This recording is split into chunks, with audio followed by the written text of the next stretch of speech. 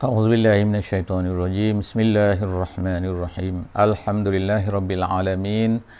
Wassalatu wassalamu ala asyrafil anbiya'i wal mursalin wa ala alihi wa sahbihi ajmain. Alhamdulillah, sekali lagi kita dapat berjumpa pada pagi ini. Alhamdulillah. Pagi ini kita akan bersama-sama dalam sesi tafsir ringkas daripada Al-Quran mengikut muka surat, insya-Allah. Jadi pada hari ini kita akan bersama-sama dalam muka surat 382 daripada Al-Quran, dan kita masih lagi bersama-sama dalam surah An-Naml. Masya-Allah, setelah daripada berlalu beberapa bulan, kita masih lagi dapat bersama-sama. Alhamdulillah, bersyukur. Dan kita telah berlalu surah-surah Al-Hajj, surah An-Nur, surah Asy-Syu'ara, surah Al-Furqan dan surah An-Naml. Alhamdulillah. Hari ini kita akan masuk pada juzuk yang ke-20. Kita mula masuk pada juzuk yang ke-20. Pada surah An-Naml ayat 56 sehingga ayat 63, insya-Allah. Jadi kita masih lagi bercerita tentang kisah, salah satu daripada kisah yang diceritakan oleh Allah Subhanahu Wa Taala di dalam surah An-Naml ini, iaitu kisah Nabi Lut alaihi salam. Jadi sebagaimana telah kita sebutkan sebelum daripada ini, saya ingatkan kembali bahawa surah An-Naml ini ialah surah yang menunjukkan kepada kepentingan kepada seorang Muslim, seorang yang membawa Islam tu, untuk menguasai ilmu-ilmu yang ada di atas dunia ini, untuk menguasai dunia, untuk menguasai kekuatan-kekuatan.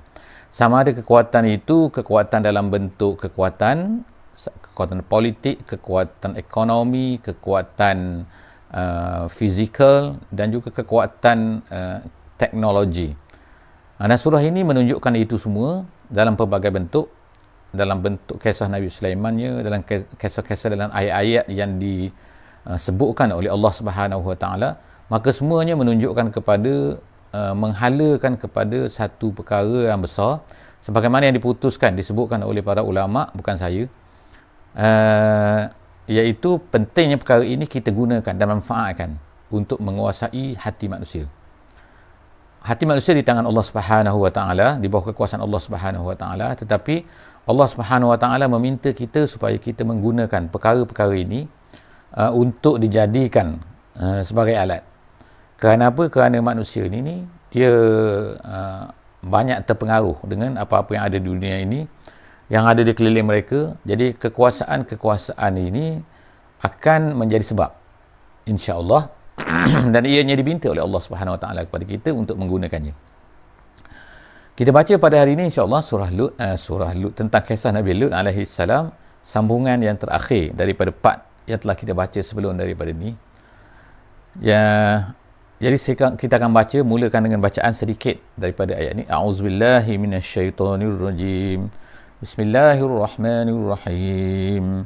فما كان جواب قومه إلا أن قالوا أخرجوا آل لوط من قريتكم إنهم أناس يتطهرون. Sadaqallahul azim. Jadi ayat ini adalah sambungan, sebagaimana kita sebut, cerita daripada apa yang telah berlaku sebelum daripada ni, iaitu setelah daripada Nabi Lut alaihi salam berdakwah kepada kaum Sodom ni, kaumnya, tentang apa yang mereka buat ni sebenarnya adalah tidak betul, yang dikehendaki Allah Ta'ala. Bahkan tidak betul dari segi kemanusiaan, bahkan tidak betul dari segi makhluk-makhluk Allah Ta'ala, sehingga kan binatang-binatang pun tidak melakukan perkara tersebut. Perkara apa? Perkara yang dilakukan oleh umat Nabi Lut pada masa tersebut, iaitu mereka mendatangi lelaki dan meninggalkan perempuan. Jadi bila Nabi Lut berdakwah kepada mereka ni, apa kata mereka? Famaka najawaba qaumihi. Apakah dia jawapan kaum Nabi Lut ni kepada Lut alaihi salam? Dia kata illa anqalu, melainkan mereka ni berkata kepada Nabi Lut, akhriju ala lutin min qaryatikum. Keluarkan Nabi Lut ni, keluarkan, dia tak panggil Nabi lah. Tapi maknanya dia kata keluarkan Lut ni daripada negeri kamu. Jadi ungkapan ini mengikut balaghahnya sebagaimana yang disebutkan dalam tafsir Al-Wasit, dia kata ungkapan Qaryatikum ini menunjukkan seolah-olahnya bahawa kampung ni kampung mereka dan orang lain yang tak sesuai dengan pemikiran mereka tak sesuai duduk kat sini. Itu bila sebut Qaryatikum tu, kampung kamu, maknanya ini kampung kita. Orang yang tak boleh sesuai dengan pemikiran, bukannya tak sesuai dengan benar ataupun salah, bukan. Tapi orang yang tak sesuai dengan pemikiran kita, sepatutnya dia keluar daripada negeri ini, daripada kampung ini, min qaryatikum. Dan kemudian diberikan alasan kenapa Lut ini tidak sesuai duduk di sini. Kenapa? Kerana dia ni innahum unasun yatatahharun. Kerana dia ni, Lut dan juga geng-geng dia lah ni, dia kata adalah orang-orang yang yatatahharun. Artinya yatatahharun iaitu orang yang bersih. Jadi mereka tahu mereka ni kotor kan, mereka ni tak betul. Sebab itulah mereka ungkapkan perkataan yatatahharun. Satu pendapat lagi mengatakan iaitu orang-orang yang tidak mahu terlibat dengan kerja-kerja kita ni. Yatatahharun. Maknanya orang yang tidak bersama dengan kita. Kemudian ayat 57 kita masuk sini, fa'anjayna, setelah daripada mereka mengisytiharkan kejahatan mereka nak keluarkan Nabi Lut ni daripada negeri itu, maka mereka pun apa yang terkena kepada mereka. Allah Ta'ala sebutkan dengan perkataan menggunakan huruf fa' kat sini. Huruf fa' sini artinya ialah li ta'qib wa tertib. Artinya ialah selepas daripada itu, immediately Allah Ta'ala telah fa'anjaynahu wa ahlahu. Allah Ta'ala telah menyelamatkan Nabi Lut alaihissalam dan juga ahlahu, keluarganya. Kalau tadi ala disebut. Ala tu makna keluarga juga.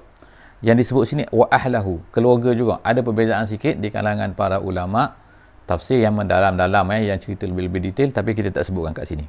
Perbezaan apa kat sini? Illam ra'atahu.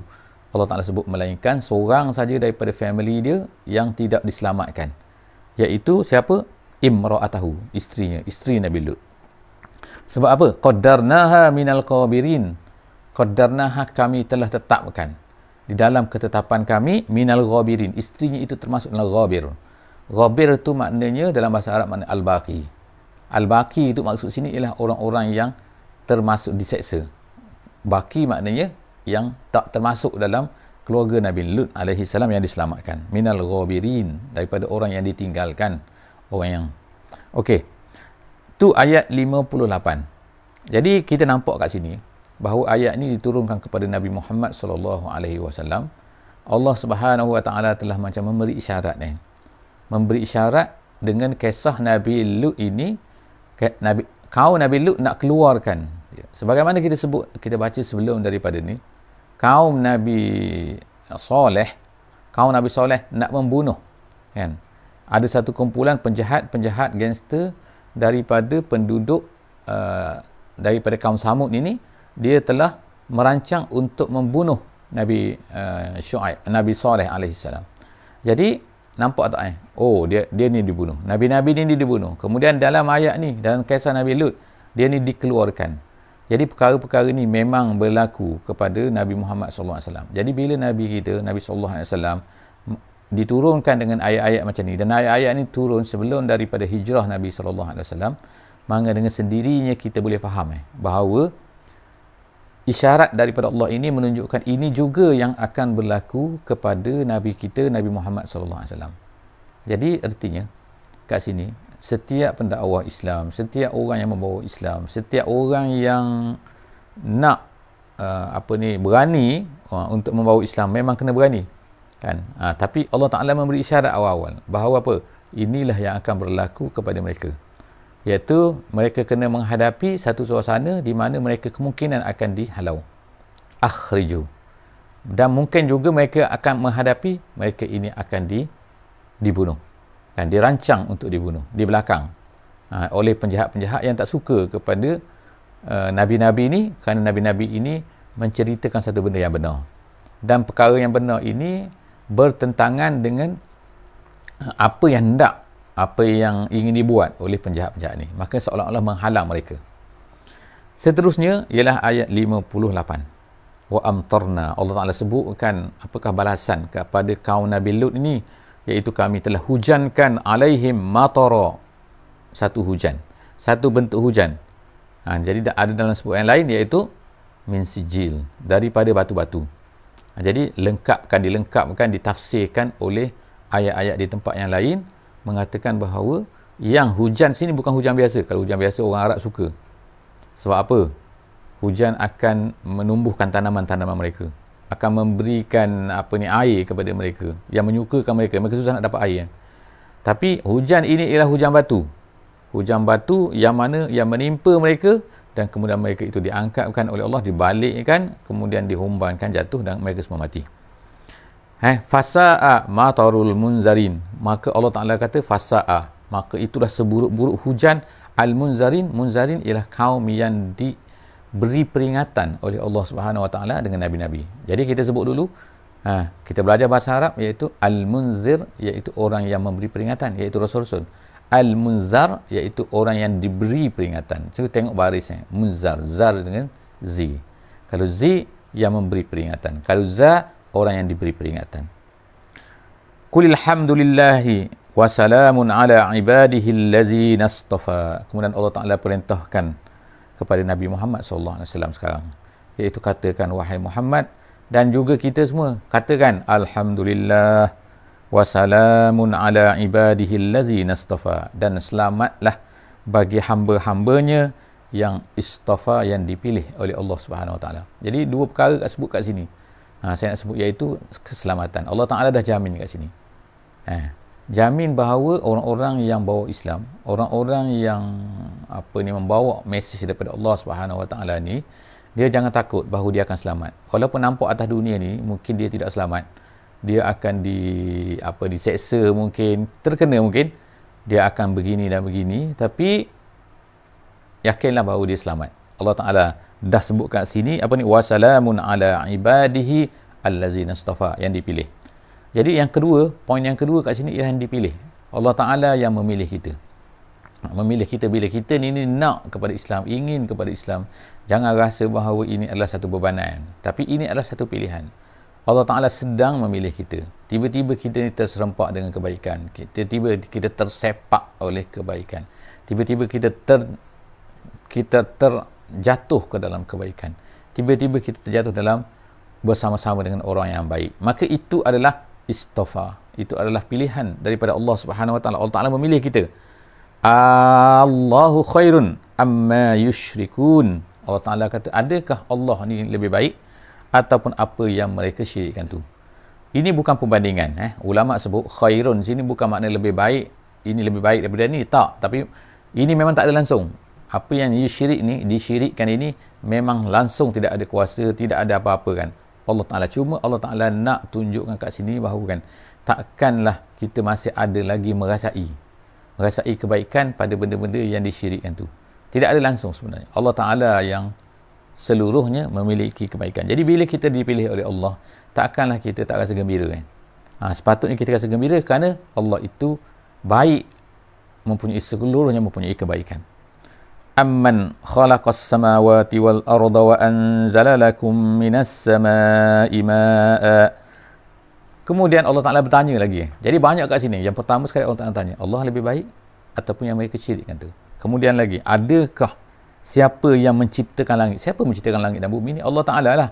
Jadi Allah Ta'ala tanya, siapa yang menciptakan langit dan bumi ini dan menurunkan untuk kamu daripada langit itu hujan, air, air, ma'an, fa'ambatna bihi hadaiqa zata bahjah. Kemudian Allah Ta'ala, dia yang telah menumbuhkan, menjadikan tumbuh-tumbuhan yang banyak, kemudian menjadikan hadaik, menjadikan taman-taman.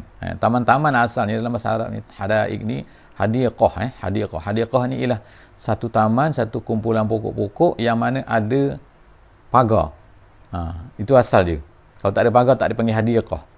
Tapi lama kelamaan akhirnya dijadikan perkataan ni hadaik ni walaupun tanpa pagar. Sikit kan ada pagar, tak ada pagar.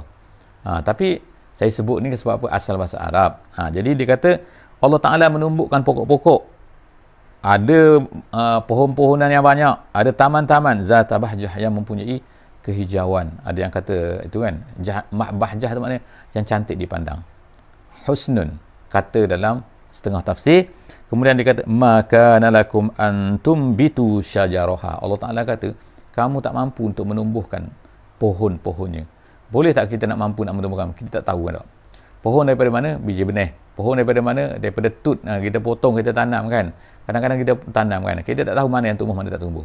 Allah Ta'ala yang menentukan biji benih mana yang akan pecah dan kemudian keluarkan benih daripada biji tu. Jadi semua tu adalah kerja Allah Subhanahu Wa Taala. Kita hanya cuba untuk menanam. Kita letak dalam tanah, kita letak dalam tisu, kita bagi air, kita bagi baju dan sebagainya, tapi ada tumbuh, ada tak tumbuh. Jadi yang menumbuhkan Allah Taala kata ialah Allah Subhanahu Wa Taala. Maka lakum antum bitu syajaraha. Kamu tak mampu untuk menumbuhkannya. A ilahum ma'allah. Allah Taala tanya lagi, ada Tuhan lagi selain daripada Allah? Ada Tuhan lagi ma'allah bersama dengan Allah? Tidak ada. Jawapan dia, a ilahum ma'allah? La, tidak ada. Kan? Balhum qaumun ya'dilun. Bahkan mereka itu adalah kaum yang ya'dilun. Jadi apa maksud ya'dilun kat sini? Ya'dilun ini ialah kaum yang menyeleweng daripada kebenaran. Kata dalam tafsir jalan lain, dia kata balhum qaumun ya'dilun. Ya'dilun tu bukan adil bukan adil, tapi maknanya yang berpaling lari. Ya'dilun ialah maknanya ialah dalam tafsir jalan lain dia kata yusyrikuna billahi ghairahu. Dia mensyirikkan Allah dengan yang lain. Jadi itu maksud ya'dilun. Jangan salah tafsir. Ya'dilun ialah adil, bukan. Bahkan mereka itu adalah kaum yang menyeleweng, yang lari daripada kebenaran. Kemudian Allah Ta'ala tanya lagi. Ini soalan ayat yang seterusnya ialah ayat tanya lagi. Amman. Bila ada a tu makna adakah? A ilahun. A ilahun ma'allah. Adakah Tuhan selain bersama dengan Allah? Allah, adakah Allah itu lebih baik? Gitu kan. Makna a tu adalah maknanya adakah. Dia hampir sama dengan perkataan hal dalam bahasa Arab. Jadi Allah Ta'ala tanya lagi, amman ja'ala al-arda qararan wa ja'ala khilalaha anhara wa ja'ala laha rawasiya wa ja'ala bainal bahraini hajiza. Ada banyak benda sini. Allah Ta'ala tanya lagi persoalan lagi, adakah amman ja'al al-arda qararan? Adakah dia yang Allah Ta'ala yang menjadikan bumi ini qararan. Qararan ni maknanya kalau dalam bahasa saya sebut lagi kan, dalam tafsir. Kalau dalam terjemahan dia kata ialah menjadikan bumi tempat penetapan. Tu terjemahan oleh Syekh Abdullah Basmeh. Tapi dalam bahasa Arab, dalam tafsir jalan lain, dia kata qararan ay la tumidu bi ahliha. Dia tidak menjadikan kita ni adalah rebah kan. Kita boleh tetap atas bumi ni. Betul lah, kita boleh berjalan. Allah Ta'ala, jadi orang saintis-saintis buatlah macam-macam kan. Buatlah buat kajian dan sebagainya, dijumpalah dia kata ada gravity. Dan kemudian ada dalam telinga kita ni ada macam-macam lagi. Kan? Ada benda yang boleh membalance kita.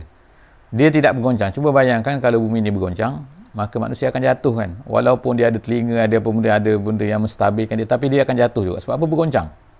Boleh kita duduk atas perahu, kata-kata kayu, yang duduk atas air tu kan atas perahu yang kecil tu kan, kalau dia bergoncang kita nak jatuh kan. Jadi bayangkan kalau bumi tu bergoncang macam perahu yang kecil tu.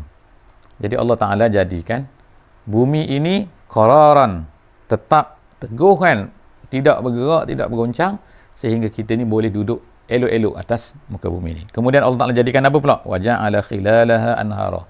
Dan di celah-celah bumi ini pula ada sungai. Bayangkan kalau tak ada sungai tak boleh hidup manusia. Tengok di pulau-pulau, setengah pulau-pulau tu batu je. Tak ada air. Jadi macam mana nak hidup? Di padang pasir tak ada sungai. Mana boleh hidup? Jadi susah nak hidup kan tak? Terpaksa ada air juga. Jadi Allah Ta'ala jadikan, tengok kan, Allah Ta'ala jadikan sungai-sungai. Di celah-celahnya. Di celah-celah tu, di antara bumi tu. Kemudian waja'ala rawasiya. Waja'ala laha rawasiya. Rawasiya itu ialah bukit. Allah Ta'ala jadikan pula bukit. Bukit ni untuk apa? Untuk meneguhkan bumi ni. Kan? Kalau kita tengok sekarang ni bukit, kita boleh ambil tanah dia tu, kita boleh buat tambun tanah kita, boleh kita macam-macam kan tanah bukit ni kan. Tapi bukit tu tetap ada tinggi. Dalam Quran Allah Ta'ala sebut dia ni sebagai seolah macam paksi macam paksi yang meneguhkan bumi ni sebagai paks, macam duduk kat situ Kemudian itu rawas wa ja'ala bainal bahraini hajiza. Kemudian Allah Ta'ala jadikan di antara bahraini dua laut ada hajiza. Apa dia hajiza? Iaitu pemisah. Kita tengok kat sini kan, banyak atas dunia ni orang buat kajian dan buat kajian dah boleh tengok gambar dalam YouTube. Dan boleh tengok dalam gambar dalam internet, boleh cari kan. Iaitu laut-laut ini ada banyak tempat di mana dia tidak berjumpa. Tapi yang paling mudah tengok ialah di kuala sungai. Di sungai. Sungai mengalir, airnya tawar. Daripada bukit-bukit dia turun. Kemudian dia akan masuk ke laut. Laut airnya masin. Tapi di perjumpaan tu dia tak akan berjumpa kan. Dia tak kacau. Dia tak adalah air laut tu masuk ke dalam sungai mana kan. Sungai tu masuk ke dalam laut, tak ada kan. Dia ada pemisah kat situ. Nampak pemisah lagi di sini, siapa-siapa yang tengok kan, ada di Gibraltar contohnya. Iaitu di antara laut-laut. Laut atas dunia ni banyak kan. Ada laut Mediterranean dan juga laut Atlantik. Ada perjumpaan tempat laut Atlantik dengan laut Hindi. Ada laut Pasifik dengan laut Atlantik. Macam-macam. Jadi, di manakah tempat sempadan-sempadan? Dia ada sempadan dia.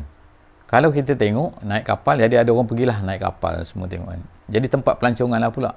Iaitu di mana, sebagai contohnya. Sebagai contohnya, lautan Atlantik dan juga lautan Hindi. Di situ ada satu seperti garisan. Di antara dua-dua tu. Garisan dah nampak clear. Warna dia berbeza. Kerana apa? Kerana apa dia tak bertemu? Jadi ada seorang saintis dulu daripada Perancis, dia telah buat kajian tahun 1800 berapa kan. Dia naik dalam kapal selam. Dia turun dalam tu, dia tengok kan, memang nampak perbezaan yang sangat-sangat ketara, yang pelik.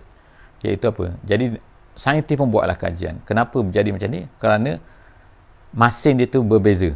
Kemasinan. Tahap kemasinan tu berbeza. Laut Hindi lain, laut Atlantik lain. Jadi dia tak boleh berjumpa bila masin tu berbeza. Ketinggian masin dan itu maknanya gitu kan. Dan juga dari segi haba dia, panas sejuk dan sebagainya. Jadi ini menunjukkan bahawa ada hajiz kat sini. Walaupun pada masa tu tak bolehlah nampak dengan clear kan, tak tahu lagi. Tapi Allah Ta'ala Quran ni menjadi mukjizat. Kan? Sehingga orang boleh. Dan ada yang pelik-pelik lagi. Orang masuk dalam laut, ada jumpa air tawar dalam tu kan. Di Indonesia pun ada benda ni. Iaitu Bahraini Hajizah. Di antara dua laut itu, di antara dua air, ada hajiz. Hajiz tu ada benteng. Contoh. Sepertinya. A'ilahum Allah. Allah Ta'ala tanya lagi. Adakah selain daripada Allah ni yang patut disembah? Jadi jawapan dia tidak ada. Bal aksaruhum la ya'lamun. Bahkan Allah Ta'ala kata, banyak daripada mereka ni tidak tahu. Tak tahu kat sini bukan tak tahu, maknanya tak tahu, tidak ada pengetahuan, bodoh. Tapi ramai manusia ni pandai. Orang Eropah pandai, orang Amerika pandai, orang ni pandai. Tapi mereka ini tidak sampai. Pandai mereka tu tahap kepada tahu saja. Kemudian gunakan yang tahu tu, tapi tak masuk ke dalam hati. Dia sampai kat situ. Tahu sampai otak je. Amman yujibul muttarra. Seterusnya Allah Ta'ala tanya lagi, amman. Ada tidakkah yang yujibul muttarra? Muttarra ni orang yang terpaksa. Orang yang dalam keadaan terdesak. Ada orang terdesak ni automatically dia akan iza da'ahu. Dia akan meminta. Orang terdesak ni macam-macam. Terdesak jatuh dalam laut. Jadi terkapar-kapai. Ataupun kapalnya pecah kan. Sebagaimana contoh kan baru ni, bukan baru ni, sekarang lah kan di Kelantan mati berapa ramai kan, kapal pecah. Jadi bayangkan kapal pecah, kena pukul ribut, tenggelam, jatuh. Pada masa itu manusia itu dalam keadaan muttar. Jadi bila dia muttar, dia akan berdoa kepada Allah Ta'ala. Saya tengok cerita ada seorang tu budak tu tapi budak tu Kristian dah. Dia tu daripada Sulawesi tu kan. Yang mana hanyut kapal dia, putus dia duduk atas bot yang penjaga rakit tu. Satu putus lebih daripada 1,200 km. Jauh dia sampai ke Guam tu, dekat Amerika. Kan, selama 49 hari dia kata. Jadi pada masa tu makanan habis semua, apa benda kan, semua kan dia makan ikan mentah semua kan. Jadi dia cerita kan, pada masa tu dia hanya berdoa pada Tuhan. Dia katalah kan, dan aku hanya membaca kitab suci, buku kitab dia lah kan. Alkitab dia tu, dia kata dia baca. Jadi cerita tu ialah maknanya kan, ialah manusia ni bila terperok, dia panggil, bila terdesak, muttarra, dia akan berdoa pada Allah. Siapakah yang akan jadi budak tu cerita, maka Tuhan telah memenuhi, dia kata. Sehingga dia berjumpa dengan orang dan orang ambil dia. Kemudian jadi itulah kata, siapakah yang dapat memberi pertolongan tu? Allah Ta'ala. Wa yakshifus su', dan juga membuka kejahatan, maksudnya ialah menghapuskan, menghilangkan keburukan. Wa yaj'alukum khulafa'al ardi. Kemudian Allah Ta'ala lah, dialah yang menjadikan kamu ni khulafa. Khulafa ni boleh ada beberapa makna, tapi makna yang popular di sini dalam ayat ini ialah khulafa, iaitu orang yang datang, kemudian datang lagi, kemudian datang lagi, iaitu bangsa-bangsa. Iaitu bangsa tu datang demi datang demi datang. Maksudnya ialah datang satu bangsa, kemudian datang selepas tu bangsa lain pula. Lepas tu digantikan khalafa daripada khalfun. Khalfun maknanya belakang, maknanya datang selepas tu. Kalau di dalam tafsir, dia kata dalam tafsir jalan lain, dia kata ialah khalfun ba'da khalf, iaitu datang selepas satu, qarnan ba'da qarnan. Qarnan tu dalam bahasa Arab artinya ialah kurun. Erti kurun tu bukan kurun 100 tahun tu, itu satu makna. Tapi kurun maksud situ ialah satu kaum, lepas tu datang pula kaum yang seterusnya, lepas tu kaum yang seterusnya, seperti Quraisy. Lepas tu Quraisy yang terakhir daripada muka surat ni, iaitu Allah Subhanahu Wa Taala bertanya lagi amman. Jadi tadi kita sebut tadi semua tu adalah. Jadi kalau terputus kita terputus tadi pada khulafa. Allah Taala sebutkan wa yaj'alukum khulafa al-ardi. Dan dia menjadikan apa ni? Kamu ni bukan berdatang-datang, kemudian datang lagi. Itu khulafa, iaitu orang yang datang selepas daripada datang, kemudian datang. Jadi daripada khalafa tu belakang, maknanya satu kurun, satu bangsa kan, satu kaum, lepas tu datang satu kaum lagi kan, maknanya bertalu-talu datang tu, berganti-ganti. Itu nama dia khulafa. Itu satu makna lah kan. Dan kemudian satu lagi ialah, itu satu makna. Itu yang disebutkan oleh tafsir jalan lain. Dia kata satu bangsa, satu kaum, kemudian datang satu kaum. Jadi Allah Ta'ala yang membuat benda tu. Kemudian satu makna lagi ialah makna khulafa kat sini, ialah khulafa yang kita faham itu khalifah, iaitu dia yang menjadikan kita ni atas muka bumi ni sebagai khalifah. Sebagaimana kita tahu, kita sebut selalu, iaitu tujuan penciptaan Allah Ta'ala, tujuan penciptaan oleh Allah Ta'ala kita di atas muka bumi ini ialah untuk menjadi khalifah di atas muka bumi ini. Jadi dialah yang menjadikan kita sebagai khulafa'a al-ardi, sebagai khalifah di atas muka bumi ini. Kemudian Allah Ta'ala bertanya, a'ilahum Allah qalilan ma tazakkarun. Ada lagi yang patut disembah selain daripada Allah ke? Jadi jawapannya tidak. Jadi Allah Ta'ala kata, sikit saja daripada kamu ni yang ambil peringatan. Kemudian ayat terakhir pada hari ini ialah amman yahdikum fi zulumatil barri wal bahri wa man yursilur riyaha bushran baina yaday rahmatih a ilahum Allah. Allah Ta'ala sebut lagi nikmat dia. Sebagaimana dalam surah Ar-Rahman kan, sebut nikmat kan. Kemudian Allah Ta'ala bertanya, ada Tuhan lain ke? Ada Tuhan lain lagi ke? Ada Tuhan lain lagi? Iaitu Allah Ta'ala sebut lagi apa benda? Amman yahdikum fi zulumatil barri. Siapakah? Bukankah Allah ini yang menunjukkan kepada kamu di dalam kegelapan daratan dan kegelapan lautan? Kegelapan maksudnya kat sini kan, bila berjalan pada waktu malam. Kalau di padang pasir, nampak apa? Tak tahu tak, kecuali ada bintang. Bintang siapa yang beri? Kalau Allah Ta'ala hilangkan bintang tu, Allah Ta'ala mudah saja. Allah Ta'ala datangkan awan, maka awan tu akan menutup bintang tu, maka tak nampaklah bintang tu. Nak berjalan ke mana? Kita manusia, kita sekarang ni, kalau kita duduk di tropika ni, kita masuk lautan, kita pun dah tak tahu dah ke mana, timur, mana barat dan sebagainya, kalau tak ada kompas. Jadi tiba-tiba manusia jumpalah kompas. Lebih lagi manusia jumpa lagi sekarang bukan kompas tapi ada navigasi. Ada lagi apa benda sekarang ni? Ada macam Allah Ta'ala memberi ilham kepada manusia, untuk manusia ni cari jalan, akhirnya jumpalah apa? Berjumpalah kompas, jumpalah gini kan. Padahal benda ni semua dah ada kan. Tapi manusia jadikan kita ni jumpa. Ada telefon pula, ada telefon boleh guna pula kan. Boleh guna pun macam-macam alat-alat navigasi kan, GPS. Boleh tahu arah kan, map dan sebagainya. Jadi menunjukkan benda ni adalah diberi ilham oleh Allah. Bukannya ahli sains tu yang pandai memandang tak? Tapi ahli sains tu sendiri adalah diberi ilham oleh Allah Ta'ala untuk jumpa benda ni. Jadi sebab ini adalah yahdikum, Allah Ta'ala lah yang menunjukkan kamu semua ni dengan berbagai alat itu, sehingga kamu ni boleh berjalan dalam kegelapan zulumatil barri wal bahri, dalam kegelapan daratan dan juga lautan. Kemudian yang kedua, waman yursilir riyaha bushran baina yaday rahmatih. Dan siapakah yang menghantarkan angin yang menjadi berita gembira. Kan bila kita tengok angin, kita tahu nak hujan. Bila nak hujan, itu sangat satu kegembiraan lah bagi orang yang duduk di padang pasir dan sebagainya. Tapi bagi kita maknanya ada tanda-tanda benda-benda kan yang menggembirakan kita. Dia masing-masing berbeza-beza kan. Kalau bagi pelayar-pelayar ada angin, dia akan suka. Tapi mungkin bagi setengah orang angin dia tak suka kan. Tapi kalau kita nak membakar sampah, kalau ada angin bagus sebab boleh cepat membakar, sebagai contohnya kan. Jadi maknanya semua benda tu adalah diberikan, Allah lah yang memberi. Jadi sebab tu ditanya lagi, ilahum Allah, ada ke Tuhan yang patut disembah selain daripada Allah?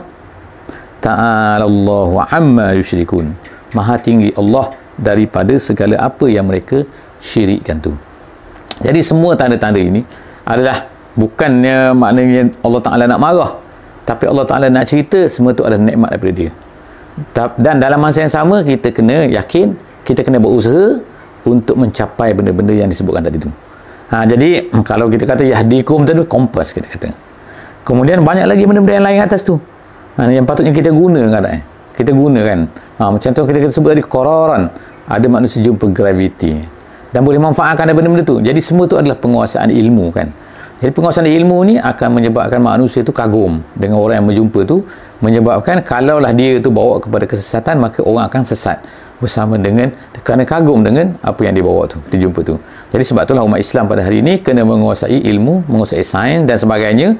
Kerana apa? Kerana ini akan menyebabkan manusia seluruhnya akan nak berminat kepada Islam. Jadi Allah Ta'ala sebutkan, kaitkan benda ni, kemudian dia kata ilahumma Allah, maknanya kena bawakan, kena gunakan benda ni untuk dibawa manusia ni kepada Islam, kepada hidayah, kepada Allah Subhanahu Wa Ta'ala, bukan bawa jauh daripada Allah Ta'ala, sebagaimana saintis-saintis barat yang etis, yang tidak bertuhan tu.